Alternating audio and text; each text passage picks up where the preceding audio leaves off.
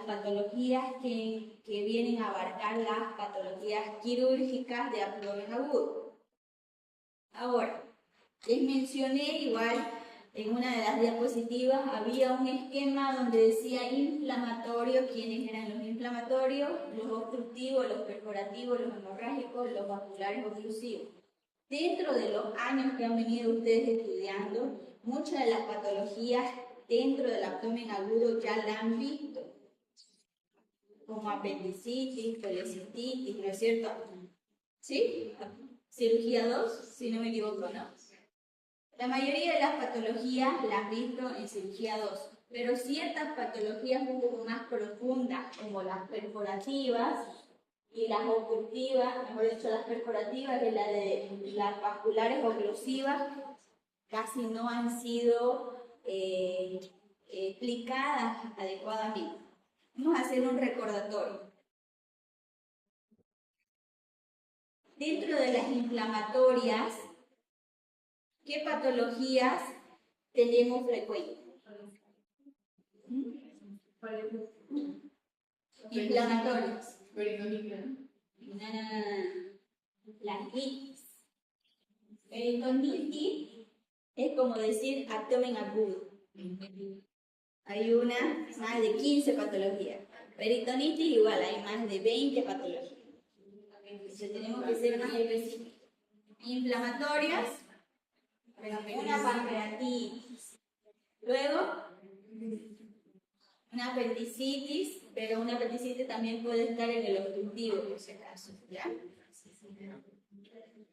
Luego,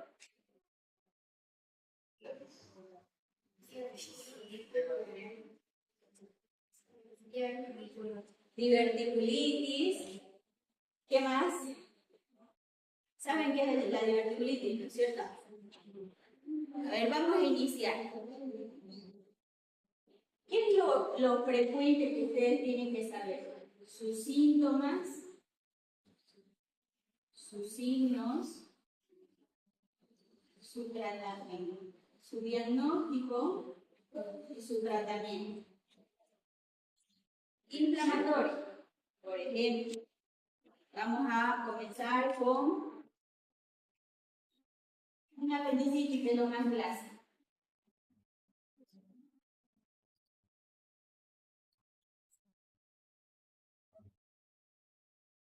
¿Qué síntomas tiene la apendicitis? Dolor. ¿Qué clase de dolor tiene? Dolor migratorio. ¿Pero cómo es ese dolor? ¿Somático, visceral?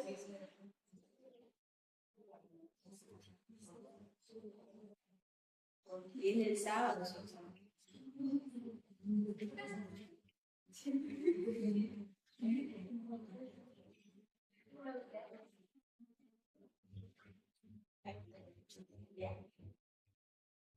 Dolor. ¿Dónde es el dolor? De acuerdo a la cronología de Murphy, ¿dónde iba? Empezaba en la región epigástrica y iba de manera migratoria a posicionarse en fosa ilíaca derecha. Dolor de aparición súbita, ¿cierto? Es de aparición súbita, va en ascenso, eso quiere decir que es un dolor visceral, porque obviamente va a estar involucrada la víscera, y es ella la que está en la mano.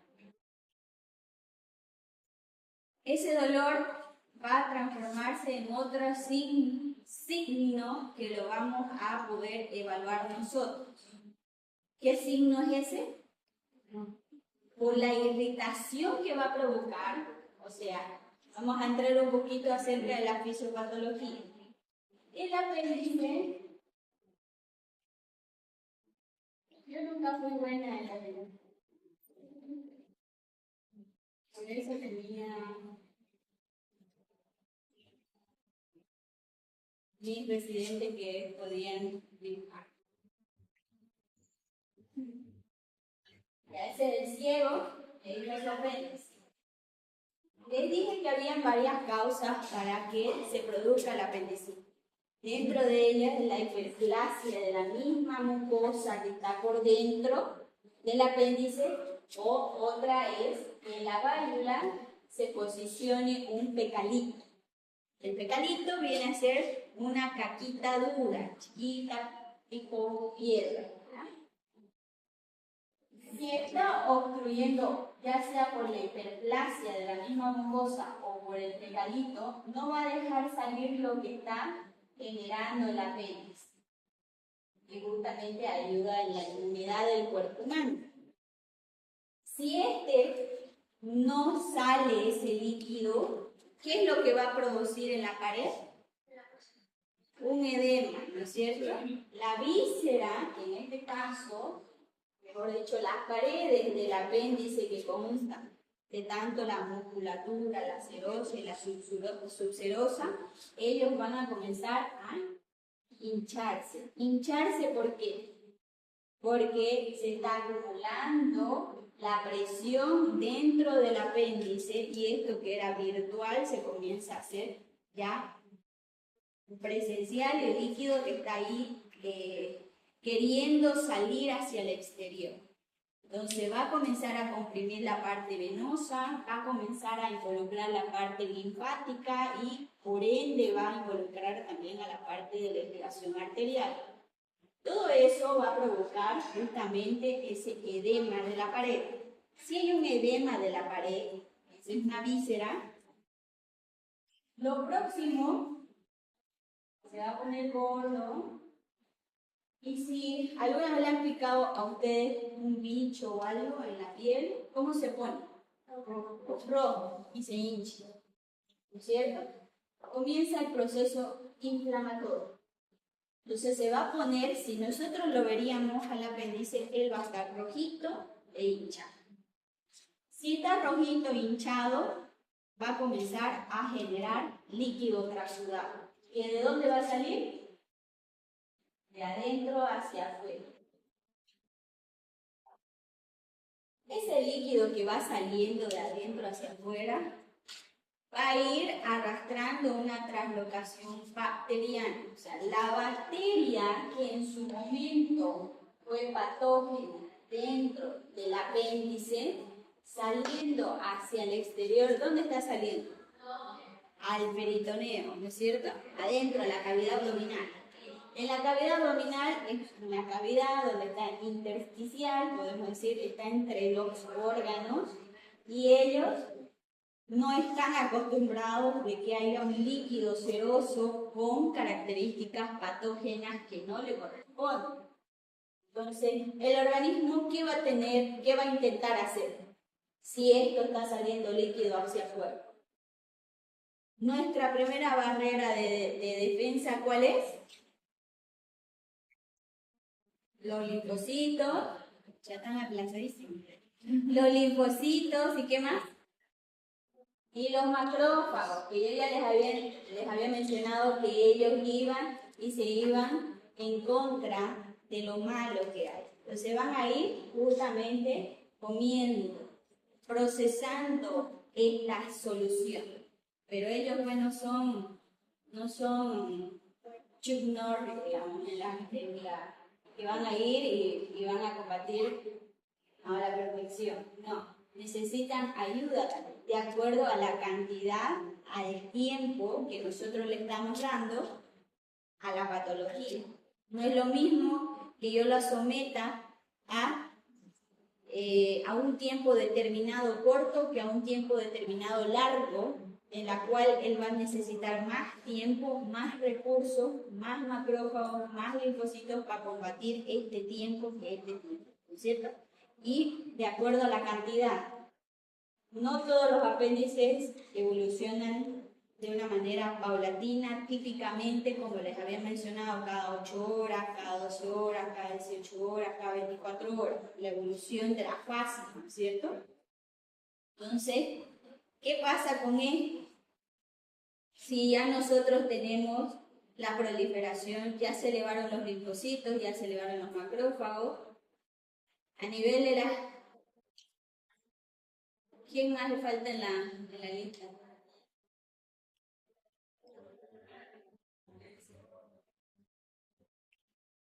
Ya, esas dos personas más nada más. Vengan a anotar si quieren.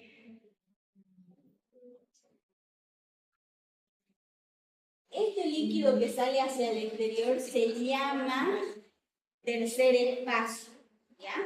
El tercer espacio se va formando y obviamente el cuerpo va aumentando esta toxicidad en la sangre y se van produciendo los procesos ¿qué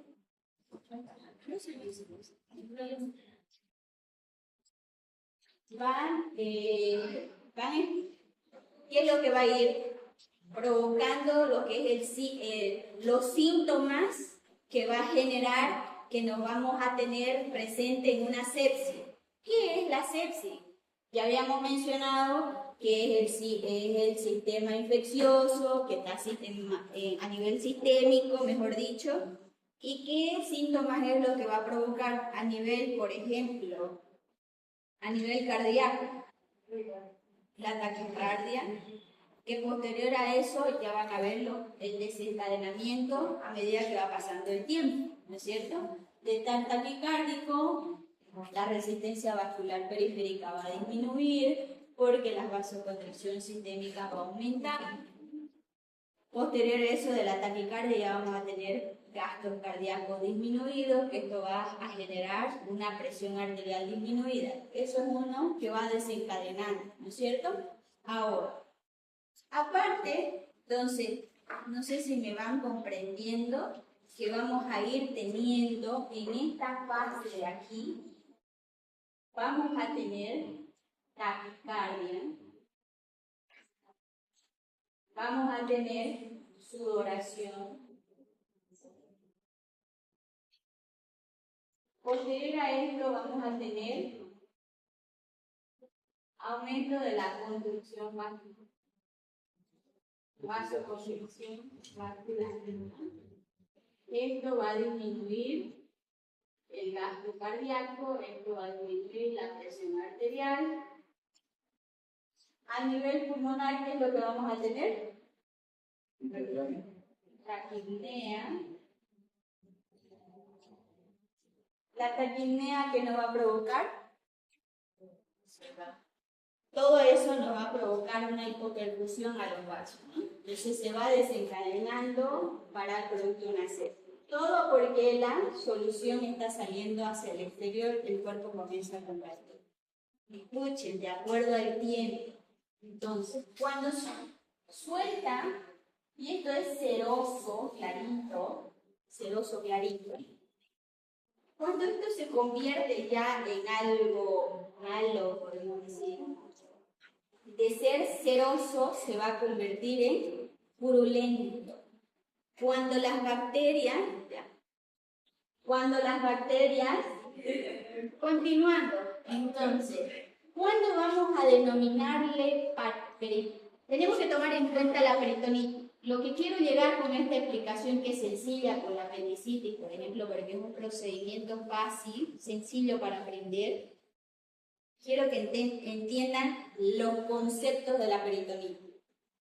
La división de la peritonitis viene a ser primero agudo, crónico, ¿cierto? Agudo, obviamente, en tiempo corto, el crónico, cuando esto ya pasa a tener mayor complicación.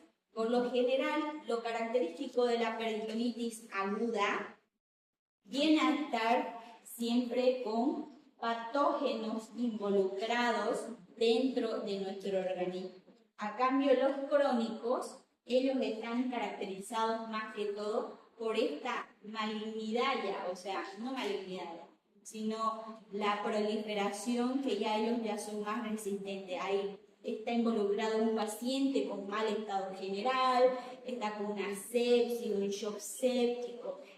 Ya esto es más allá de que tenemos complicaciones inmediatas, ya puede ser con complicaciones inmediatas de larga data, no dentro de las 24 o 48 horas, sino pasadas las 72 horas estamos hablando de estos pacientes. Entonces, posterior a eso tenemos peritonitis primaria, peritonitis secundaria, peritonitis terciaria. ¿A qué llamamos la peritonitis primaria? son características propias del órgano, del mismo peritoneo que va a generar, como por ejemplo una ascitis por una cirrosis hepática, una ascitis por una insuficiencia renal. ¿Ven que es el peritoneo quien está generando este líquido en la cavidad, producto de un órgano que está enfermo?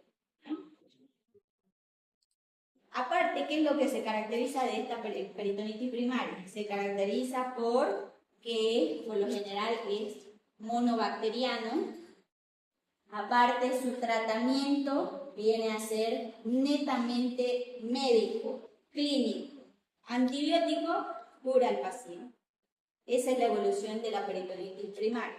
A cambio de la peritonitis secundaria, que viene producto, como por ejemplo de la apendicitis, por el mismo líquido que sacó, que ya vamos teniendo proliferación bacteriana, no es una sola bacteria, ella no es patógena, ¿no es cierto?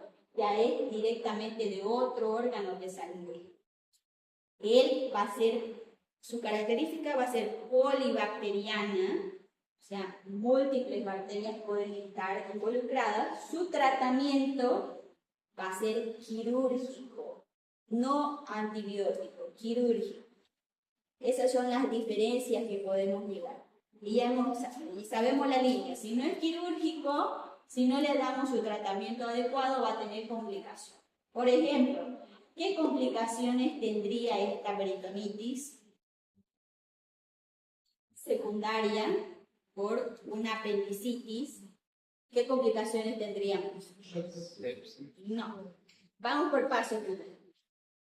Generó aquí, por ejemplo, generó su líquido, generó pus, vino ante ustedes, lo diagnosticaron, creyeron que era una infección urinaria, porque evidentemente tenía un examen de orina que mencionaba leucocitosis alta por cada campo examinado.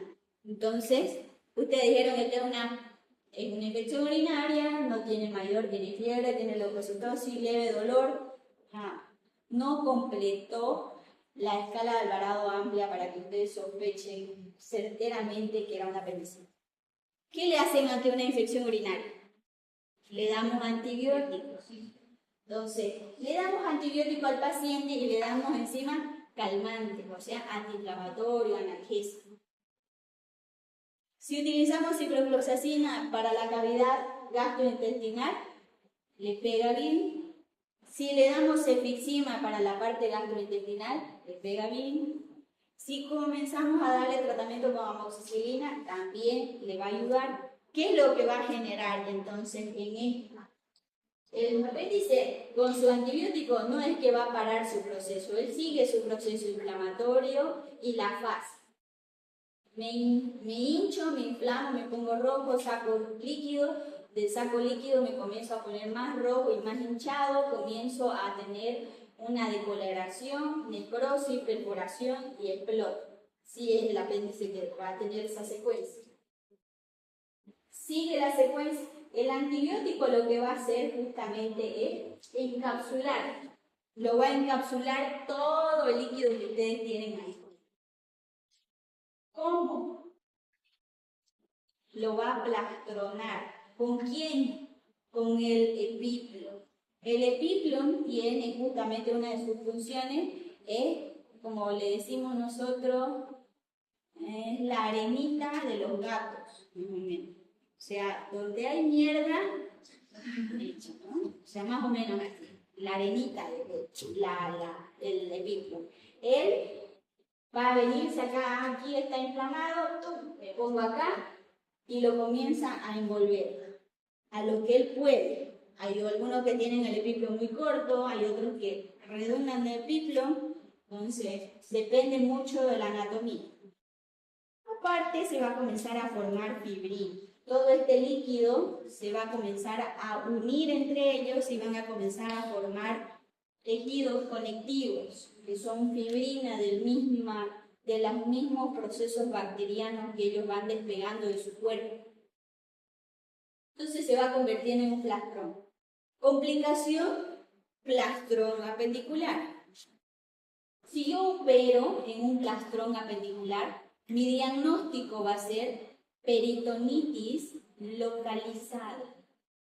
Es ahí otra de las clasificaciones. Pueden ser peritonitis localizadas como también generalizadas. Generalizada sería que a pesar del antibiótico no formó plastrón porque el paciente, pongámosle que él es inmunodeprimido, por ejemplo, diabético, él tiene HIV, tiene SIDA, tiene algún lupus, algo, el paciente del antibiótico no le va a ayudar en la respuesta inflamatoria. Entonces, este no se va a plastronar, pero sigue generando pus. A medida que va pasando el tiempo, esa pus le gusta hacer cría, entonces se multiplica. Entonces, cada que pasa, por lo menos unos 20 cc va creciendo, creciendo, creciendo. Y podemos encontrar, cuando ingresamos al quirófano desde 48 horas en adelante, una peritonitis generalizada. ¿Cuánto de pus? Mientras más tiempo haya de evolución, más tiempo, mejor dicho, más cantidad de pus voy a obtener. Puedo obtener 500 cc, puedo llegar a obtener 2000 cc de pus. Entonces, eso ya vendría a ser una peritonitis generalizada, donde ya está involucrando a todo el peritoneo, toda esta fibrina que se formó interasa ya va involucrado a todo. ¿Qué otros síntomas podría dar si estamos frente a una peritonitis generalizada? El famoso hipo. Es una de las características, no es patognomónico porque el hipo aquí no le ha dado, pero esta es la irritación del diafragma producto de un proceso inflamatorio del mismo peritoneo que puede generar al paciente hipo. ¿Ya? Entonces, a ver. Entonces ya tenemos la diferencia entre qué significa peritonitis localizada, qué significa peritonitis generalizada, qué significa peritonitis primaria, qué significa peritonitis secundaria, agudas y crónicas, ¿no es cierto? Y la terciaria, ¿qué viene a ser? Cuando está más crónico, crea resistencia.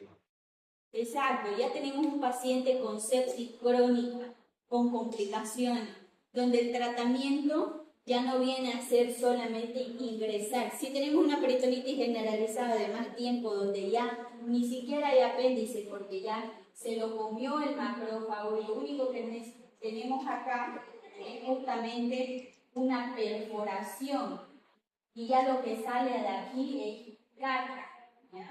Para que lo entiendan. Sí, por eso no me querían en la residencia. Entonces, ¿qué tratamiento yo voy a hacer en esta peritonitis generalizada terciaria? No solamente voy a entrar y hacer una apendicectomía, no hay apéndice. Ya no hay apéndice, ya se lo comieron, ya lo van a hacer. Voy a lavar, obviamente voy a retirar toda la pus, voy a lavar con toda la solución necesaria. Voy a identificar mi hueco. ¿Y qué es lo que voy a hacer? Yo les había mencionado que se tiene que hacer una hemicolectomía. Obviamente eso es conocimiento para ustedes. Pero ¿a qué le voy a denominar eso? No solamente voy a hacer tratamiento de lo que ya fue en un principio. Mi tratamiento es mayor. Tengo que sacar medio colon para resolver el cuadro inicial, de acuerdo a la evolución que voy a tener. Entonces, les había mencionado que no puedo yo solamente retirar este pedazo porque mi irrigación del colon descendente es casi nula. Justamente el irriga aquí viene por acá, viene, se involucra el apéndice y lo irriga todo de aquí.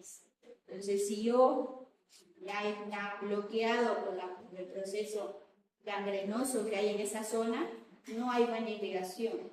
Por más que yo retire ese pedazo, va a podrir a todo lo demás.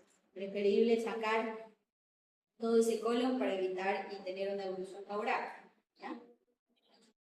Entonces, necesito que ustedes se vayan memorizando más o menos. Ahora, por ejemplo, ya no vamos a hablar del apéndice. Vamos a hablar del estómago. Una perforación gástrica. La perforación gástrica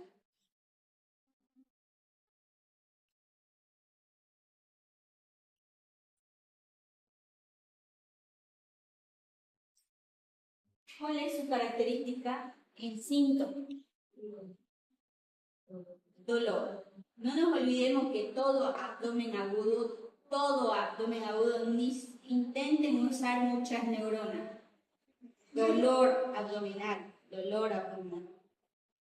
dolor abdominal va a diferir de acuerdo a la zona de qué órgano. Les mencioné que había una imagen, ¿no es cierto?, en la anterior clase. De acuerdo a la inervación, él iba teniendo ciertos dolores, ya sea en la cara anterior o en la cara posterior. Si tenemos localizado en el estómago, ¿qué les había mencionado? Puede tener un dolor en el hombro, ¿no es cierto?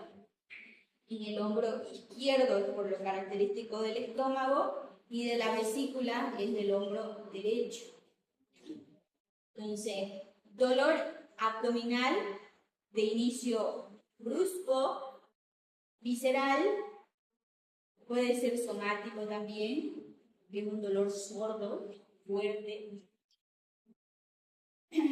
Puede tener sintomatologías acompañadas, ¿de cuáles serían? Si tenemos un hueco en el estómago, ¿qué es lo que almacena? Comida. Si tengo un hueco donde almacena comida, ¿a dónde se va a ir la comida? Se va a ir a la cavidad abdominal. ¿Qué otra cosa almacena el estómago? Ácido clorhídrico. El ácido, por algo dice ácido. Entonces, ¿dónde se va a ir? A la cavidad abdominal. Entonces, estamos frente a una peritonitis secundaria, que no solamente va a ser bacteriana, va a ser química, porque estamos frente a ácido clorhídrico expuestos. Entonces, todo este proceso inflamatorio va a ser lo mismo, pero no producto del estómago. El estómago ya se perforó, no hay problema. El motivo, úlceras gástricas, úlceras abdominales, depende si es el estómago o el duodeno, cualquiera de las dos que se haya llegado a perforar, cualquier sea el motivo por uso indebido de aire, o simplemente ella venía de una quemadura masiva, ya vamos viendo la causa. No es ella la que se va a inflamar, si se dan cuenta. El estómago, por perforarse, él no se va a inflamar. ¿Quién se va a inflamar? Toda la cavidad, porque le estamos entregando comida. La comida media digerida en la cavidad. Y toda la serosa de todos los órganos que están a su alrededor, ellos van a sentir ese caliente, ese ácido, y se van a comenzar a inflamar. ¿Sí? ¿Quién es el órgano que está a su alrededor? Todo el intestino delgado, el intestino grueso. El primerito que lo va a tocar es el transverso del colon, luego va a estar debajo del transverso del colon, va a estar todo lo que es el intestino delgado, que son como 7 metros, ya le había mencionado. Aparte ya la parte, eso es lo más masivo. Si esta serosa está inflamada, enojada, hinchada, ¿qué habíamos mencionado? Comienza a generar tejido de fibrina interasa. Entonces se va formando justamente una peritonitis. De esta peritonitis que va a estar generalizada, ¿cuáles eran los primeros síntomas que va a tener el paciente? Más allá del dolor, taquicardia, sudoración, porque ya se va a formar este sistema, mejor dicho, este proceso inflamatorio de manera sistémica. taquicardia, sudoración. La taquicardia nos va a llevar a una disminución del gasto cardíaco, disminución de la presión arterial, aumento de la resistencia vascular periférica, aumento de la vasoconstricción sistémica, y todo eso nos va a desencadenar un proceso inflamatorio sistémico. Entonces, si se dan cuenta, ya comenzamos de una peritonitis local a general, localizada a generalizada. De secundaria a terciaria podemos pasar con esta patología de igual manera. ¿Por qué? Porque esta perforación gástrica puede generar justamente otras perforaciones a distintos órganos, como es el intestino delgado, que él es el que más propenso está a tener justamente estas complicaciones anexas a este órgano. Ahora, si se dan cuenta, en la patología que les describí del abdomen, mejor dicho, de la peritonitis por perforación gástrica o apendicitis, no les describí cómo vamos a llegar al diagnóstico. A ver, en la apendicitis, ¿cómo voy a llegar al diagnóstico? Clínico, primeramente, ¿no? Luego, nos podemos ayudar con exámenes complementarios. Un simple hemograma y una ecografía, pero el gol estándar de diagnóstico para apendicitis es una tomografía con contraste abdominopélvico. De la perforación gástrica, ¿cómo voy a llegar al diagnóstico? No es clínico. Puedo llegar a través de obviamente la clínica siempre nos va a ayudar, siempre, ¿ya? Siempre va a ser mandatorio. Pero una radiografía de abdomen. Si tenemos una perforación de víscera hueca, ¿qué hay en la víscera hueca? Aparte de comida y todo eso, aire.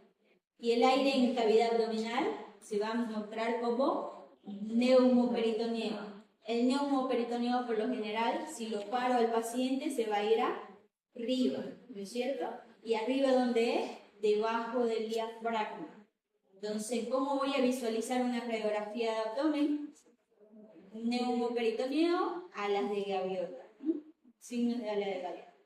Ahora, hay signos característicos semiológicos que también pueden simular, como la chilaiditiis, que viene a ser por pacientes postquirúrgicos que hayan sido removidos la cavidad abdominal, y esto se interpone el ángulo hepático por encima del hígado y genera como si fuera un neumoperitoneo. Pero no es un neumoperitoneo, sino que es un signo de chilaiditiis.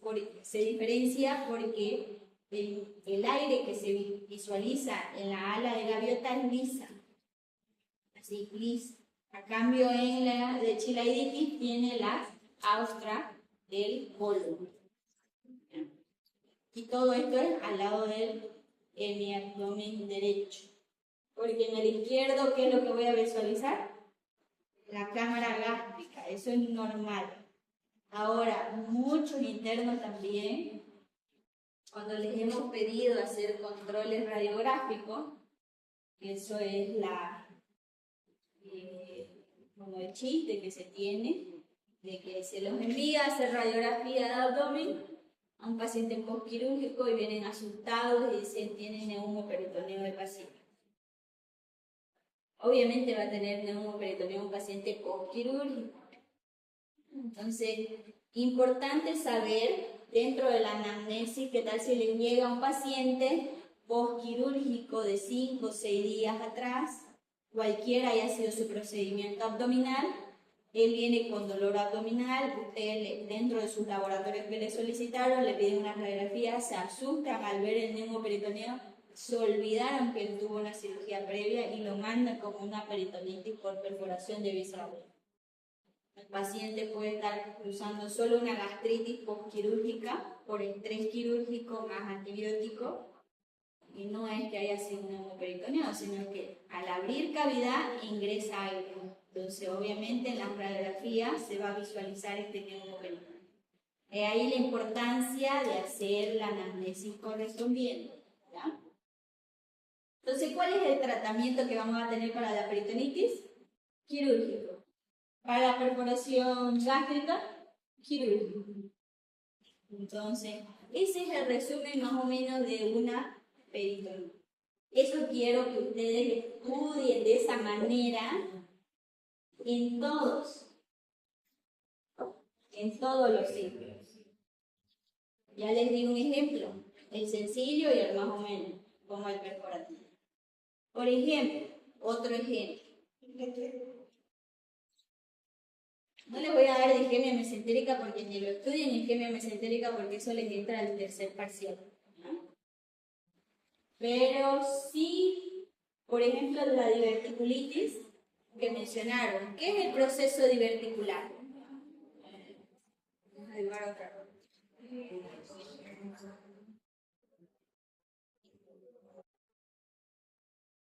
Digamos que ese es el colon.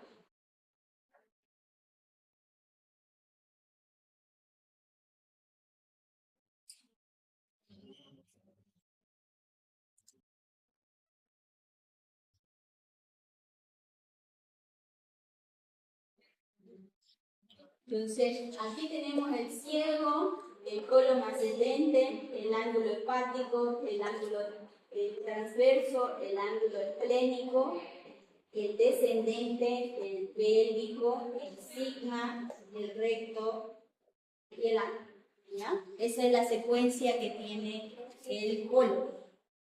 El divertículo viene a ser una debilidad de las paredes del mismo intestino, producto que hay un aumento de la presión,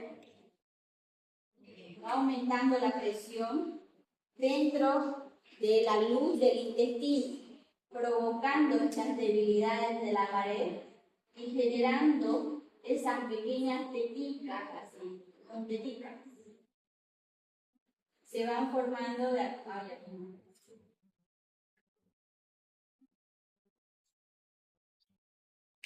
Entonces, esas tetitas, que son divertículos,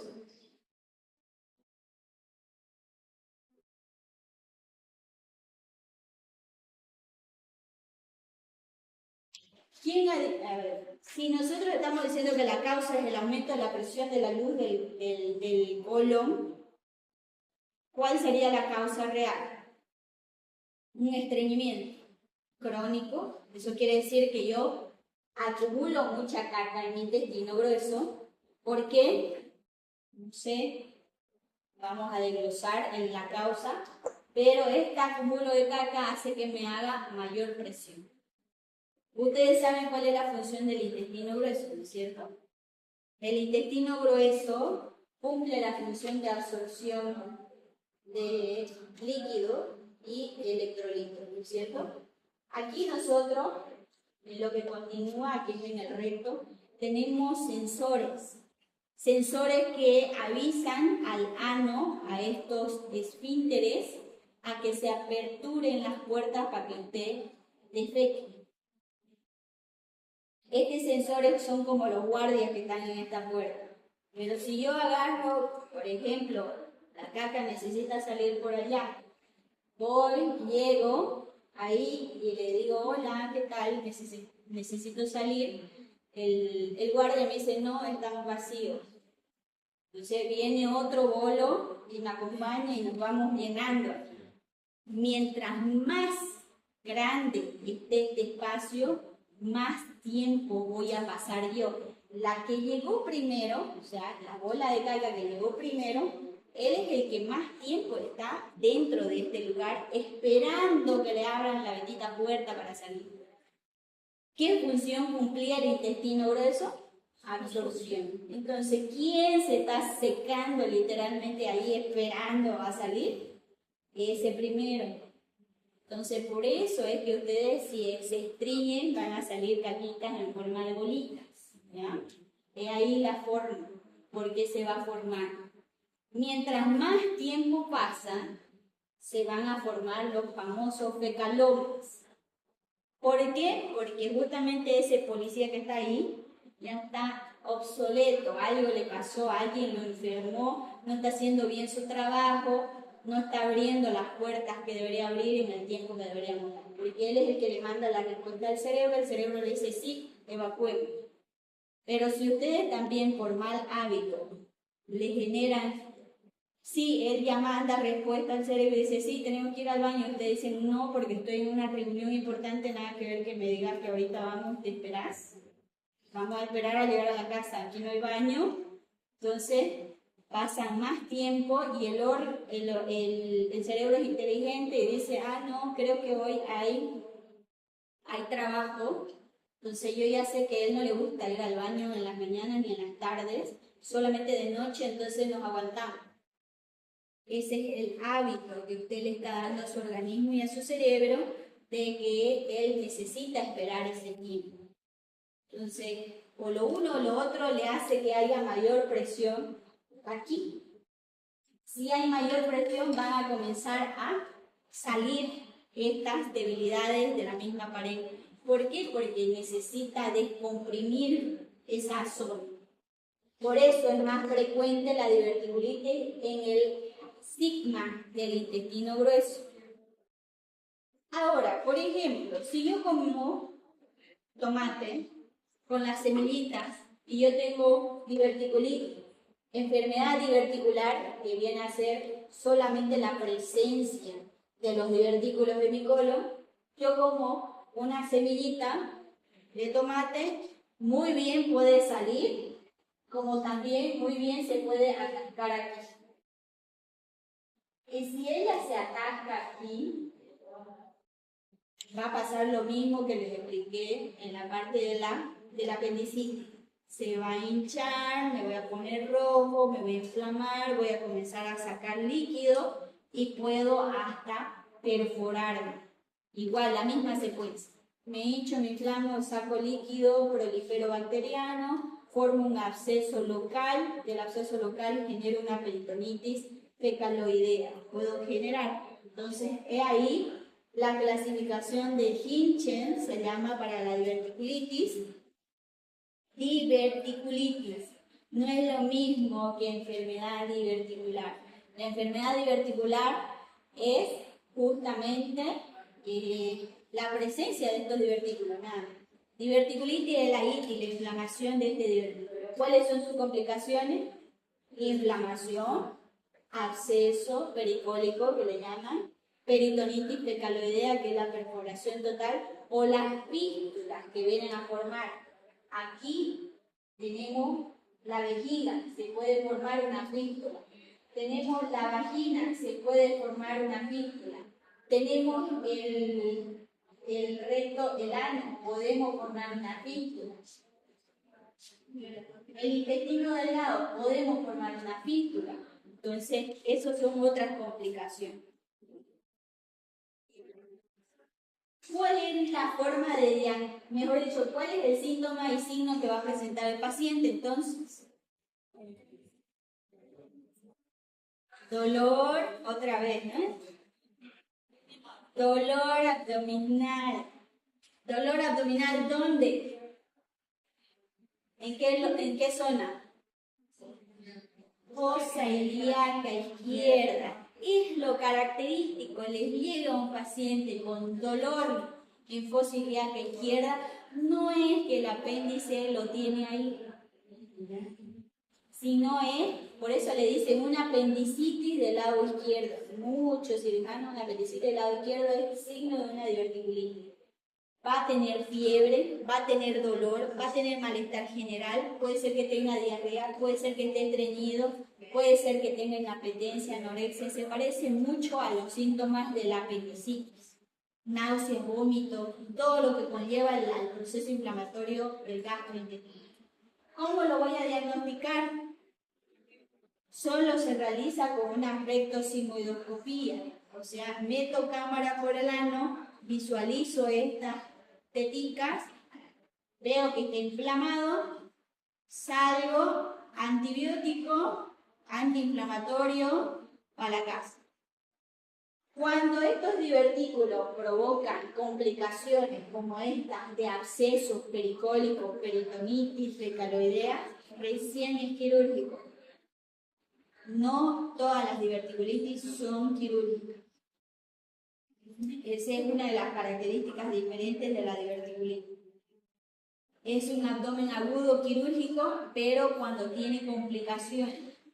Es un abdomen agudo clínico dentro de su primera fase. Ya. Ahora, ya les hablé, vieron de abdomen agudo, eso, necesito esa secuencia que vayan a estudiar para este sábado. Ahora, de tórax, ¿qué manera necesito que estudien? Tórax igual a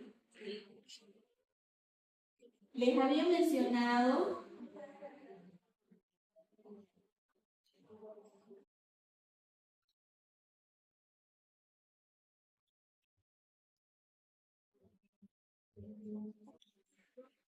a ver, menciónenme un ejemplo.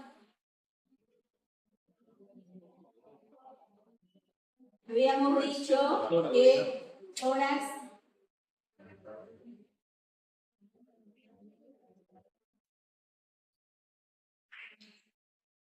inestable.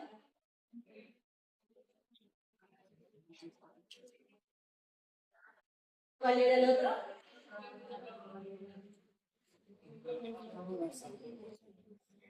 Tórax abierto, tórax pasivo. ¿Qué más? Pasivo. Neumotórax. Neumotórax masivo. Neumotórax masivo. Sí, taponamiento cardíaco.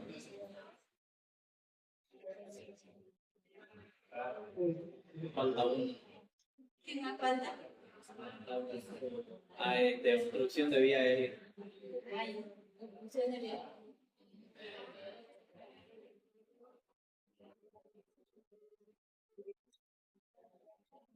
Les había mencionado que la forma de estudiar justamente estas 6 patologías era identificar signos, síntomas, diagnóstico y tratamiento. Sencillo, concepto más, ¿no? Por ejemplo, tórax inestable. ¿Cuál era el concepto? Fractura de todo consecutivo.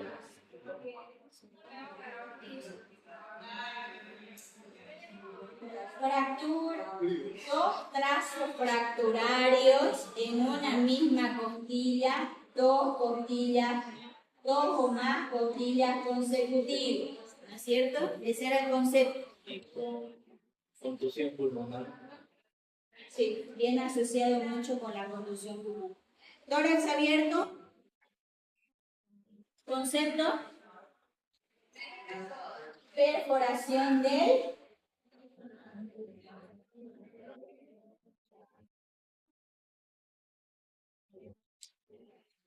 primeramente tiene que pasar la pleura, tiene que estar comprometida la pleura, así como abdomen abierto tiene que estar comprometido, el peritoneo en tórax abierto tiene que estar comprometido la pleura. Ahí se va a formar ya neumo o hemotórax de acuerdo al tórax abierto. Neumotórax, atención. Aumento progresivo de aire en la cavidad pleural con síntomas y signos ventilatorios. Hemotórax, lo mismo, ¿no? Acumulación en la cavidad pleural, más de 1500 cc de líquido. Entre paréntesis, sangre, por algo es esto. Taponamiento cardíaco, lo mismo, acumulación de líquido, sangre, en cavidad de pericardio. Obstrucción de la vía aérea o compromiso de la vía aérea, mejor dicho, y de grandes vasos que venía asociado, es la disrupción de la continuidad de la vía aérea. ¿Qué quiere decir disrupción? Que hay un corte en el camino de la vía aérea. Pero que se equivoque. Síntomas. En el dolor, en el tórax inestable va a tener dolor torácico. En el tórax abierto va a tener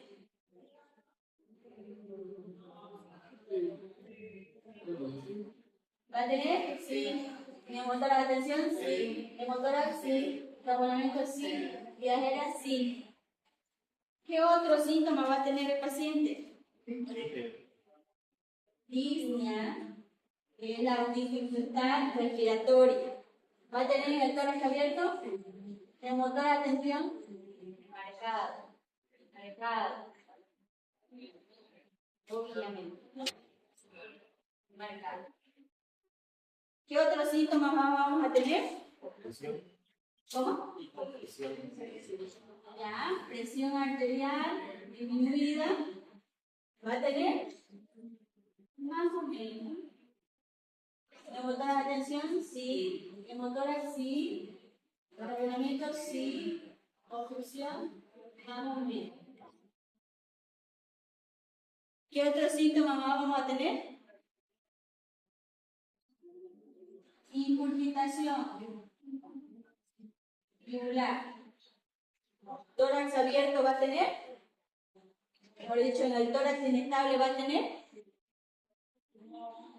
Tórax abierto va a tener. No. Neumotórax, atención, sí. Neumotórax masivo, sí. Taponamiento, sí. Obstrucción, sí. ¿Qué más? Desviación de la tráquea. ¿Tórax inestable va a tener? Sí. Puede ser. ¿Tórax abierto? No. ¿Neumotórax, atención? Sí. ¿Neumotórax masivo? Sí. ¿Taponamiento cardíaco? No. ¿Desviación atrial? Sí. ¿Qué otro síntoma más?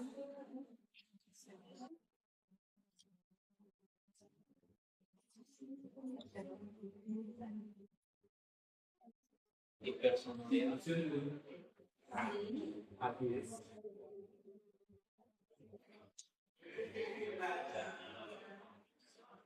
Hipersonoridad, tórax inestable, sí. Matidez, sí. Tórax abierto, sí. Sí. Neumotórax, sí. Sí. Hemotórax, sí.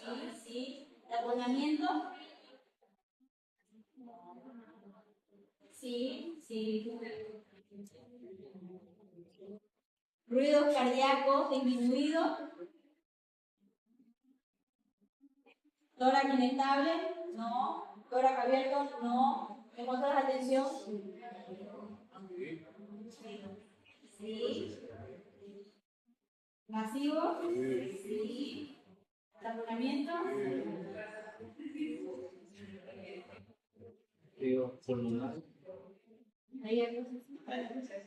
Ah, ya. También sí. Ruidos pulmonares. Abolido, tórax inestable, más o menos. Puede ser que estemos comprometidos con un neumotórax parcial o un hemotórax parcial. Y puede ser que tengamos abolición en la mitad del pulmón, ápice, basal, dependiendo. Tórax abierto, igual. Esto es abolido. ¿Ya? Tórax abierto, lo mismo. Neumotórax, atención. Sí. Hemotórax masivo. Sí. Taponamiento cardíaco. Vías aéreas. Sí.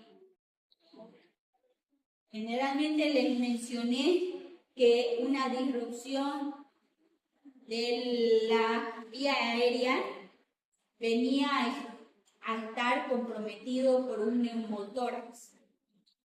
Entonces, uno de los signos característicos es que a pesar que ustedes coloquen un drenaje pleural, que es el tratamiento de ese neumotórax del lado derecho, persiste el neumotórax, entonces nosotros teníamos que tener una sospecha de que algo está ocurriendo en la vía aérea, no en el tórax.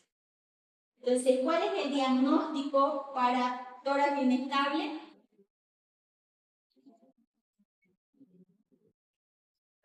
Radiografía de tórax. Entonces, ¿cuál era el diagnóstico? Radiografía de tórax. Abierto, clínico. Neumotoras, atención, también se pueden apoyar en una radiografía de tórax. Neumotoras, atención. Clínico. Si hacen ustedes una radiografía en un neumotoras, atención, muertos y en la cárcel. Neumotoras masivo. Puede ser una radiografía, una TC, puede ser una ecografía. Taponamiento, una eco y obstrucción, radiografía y una TC. ¿Cuál es el tratamiento?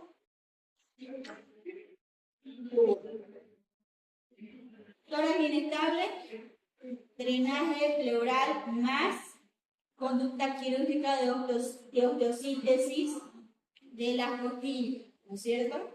Tórax abierto. El de emergencia venía a ser el parche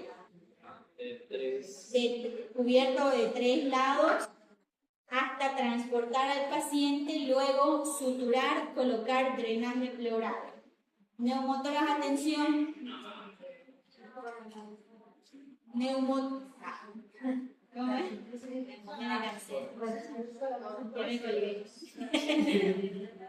¿Cómo se llama?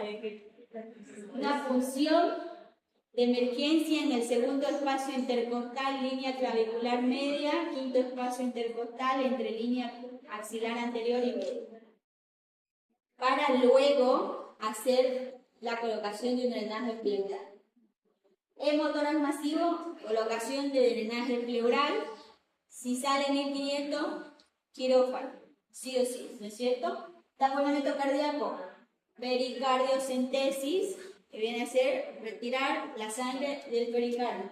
Vía de disrupción de la vía aérea, quirófano, porque tienen que hacer una resección y anastomosis o colocación de prótesis. Sencilla, ¿eh? 40 páginas de recibir. ¿Está bien?